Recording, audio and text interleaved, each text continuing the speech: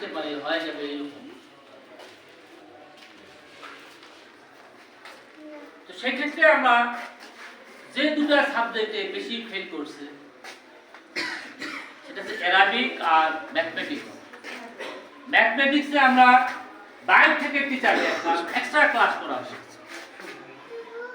কিন্তু ম্যাথমেটিক্স তো এত সহজ নয় যেটা এক মাস দেড় মাসে এটা সম্ভব হবে। এটা ধারাবাহিক একটা বিষয়, অঙ্ক একটা ধারাবাহিক বিষয়, হঠাৎ করে এটা সম্ভব নয়। আর চারটা বিষয় মুখস্থ করে দুটা পড়বে এই অবস্থাও এখন আর।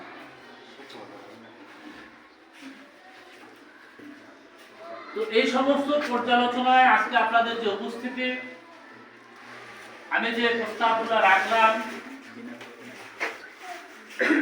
যে 7 তারিখে, জানুয়ারির 7 তারিখে যদি পরীক্ষা হয়, তাহলে আমরা আজকের যে আলোচনা সেই আলোচনায় বসেছি 19 তারিখে। তাহলে সেপ্টেম্বর, অক্টোবর, নভেম্বর, ডিসেম্বর 4টি মাস সময় আছে। এই মুদ্রার উপরে কথা